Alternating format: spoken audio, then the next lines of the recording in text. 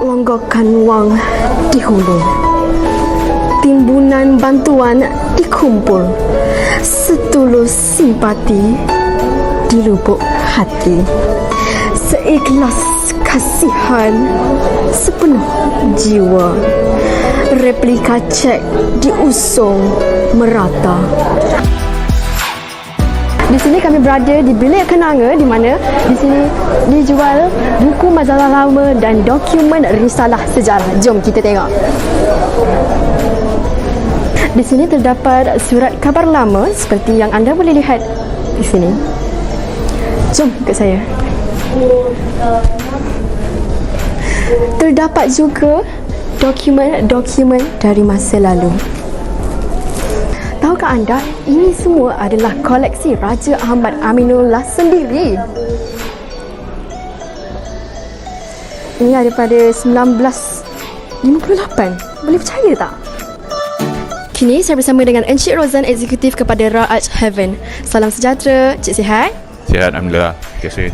Okey, saya nak tanya sedikit saja soalan kepada Encik. Soalan pertama saya, apakah yang istimewa tentang dokumentasi dan buku yang ada di sini? Okey, yang istimewanya bahan-bahan buku, dokumentasi, majalah langka dan nadir yang ada di sini di Bilik Kenanga Aras 2 sempena Pesta Buku Antarabangsa Kuala Lumpur 2023 adalah bahan-bahannya adalah apa yang dikatakan agak-agak lama, bersejarah ya, yang susah didapati.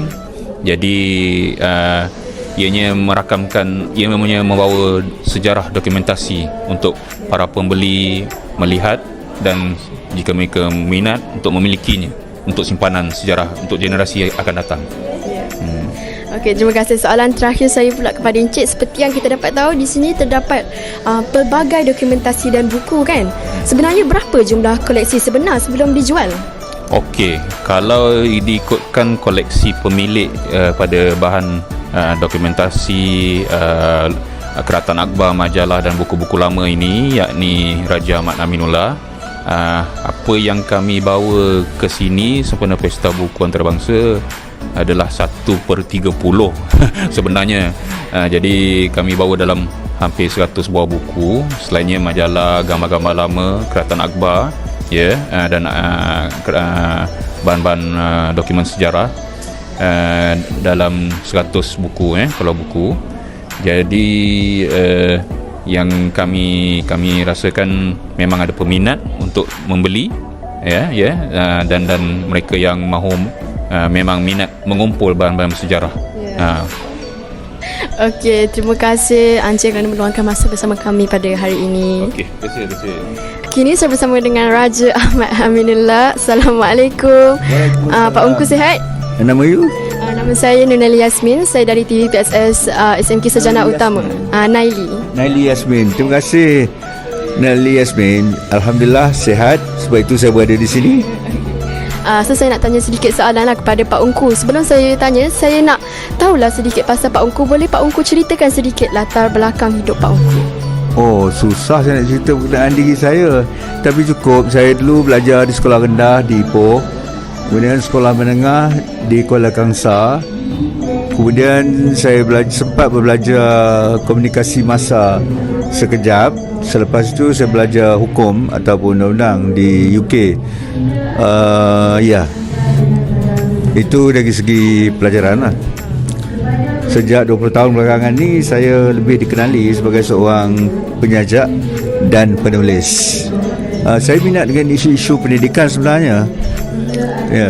Sebab waktu zaman saya di sekolah dulu, saya mempunyai guru-guru yang baik, yang bagus, yang membuka pintu pemikiran saya, jendela pemikiran saya kepada hal-hal bukan saja kepada hal-hal akademik, tapi pada persekitaran kita, hal-hal kemasyarakatan, hal sosial, hal budaya. Ramai daripada cikgu-cikgu saya, walaupun mereka mengajar sains ataupun seni ataupun sastra, mereka membuka jendela pemikiran saya. Dan untuk itu saya amat berterima kasih kepada suatu profession yang pada saya, yang saya tulis ni kalau silap saya dalam buku seminar tawan, profession perguruan. It is one of the most vital professions in the process to develop this beautiful country of ours. Kita harus meningkatkan lagi apresiasi kita pada pendidik dan guru-guru pada umumnya.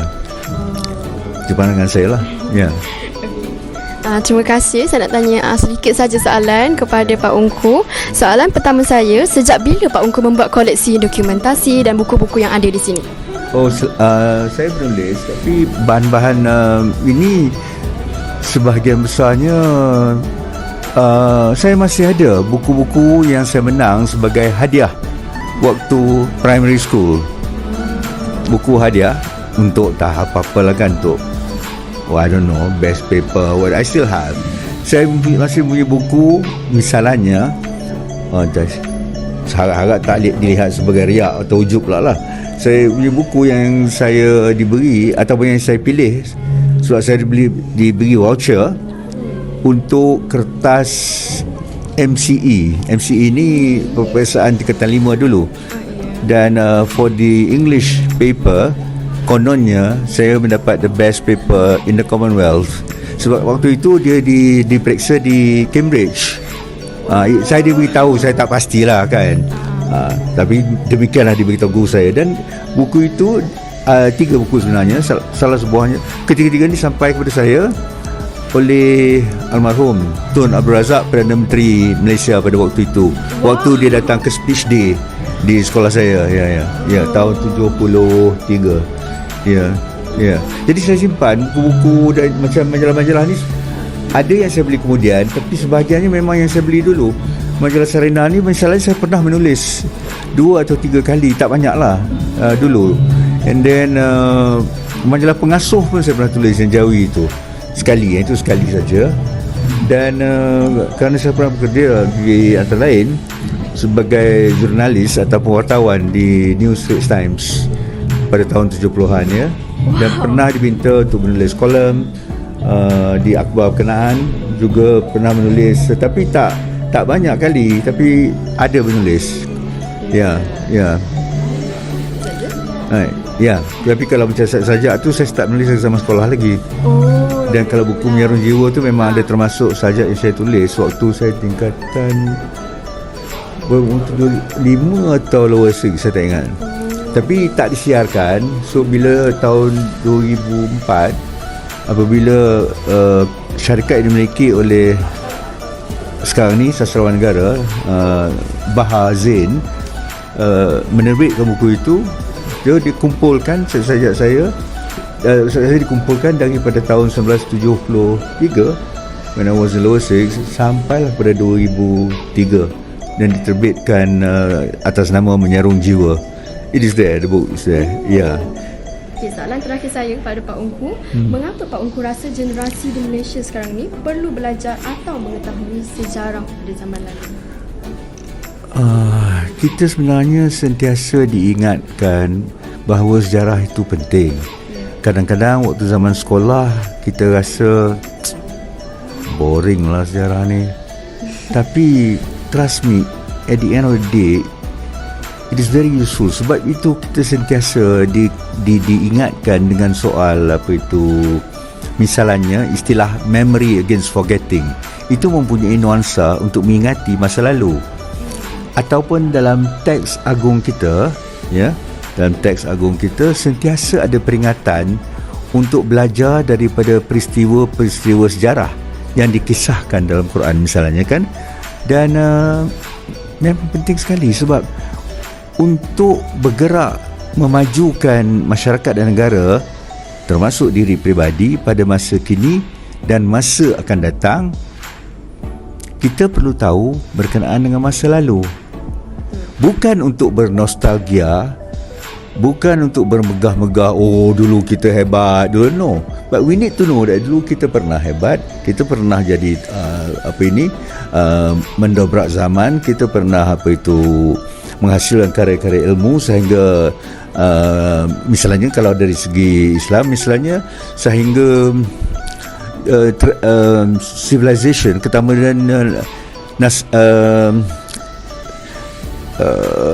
Yunani, Greek dan Romawi pun belajar daripada kita. So we can be proud of that, but at the same time we should not rest on our laurels. Maknanya kita jangan setakat bernostalgia dan syok sendiri saja, tapi kita cari jalan macam mana kita nak mengimarah kembali ilmu yang seharusnya kita boleh kembangkan demi pembangunan bangsa dan negara tercinta ini. Ya, kita nak semangatkan semangat patriotisme, tapi patriotisme yang berpaksikan ilmu, supaya bukan hanya sekadar sentimen melulu saja, tapi berdasarkan ilmu. Dan saya rasa di sekolah-sekolah lah tempat yang paling baik untuk perkara-perkara ini disemaikan. Saya ucapkan syabas kepada, pertamanya pada cikgu yang membawa anda ke sini, tapi juga pada anda berdua kerana at this young age sudah menunjukkan minat yang mendalam terhadap hal-hal seperti ini. Ya. Terima kasih kerana memberi peluang untuk kami interview kepada Pak Ungku. Terima kasih Pak Ungku. Tak ada masalah.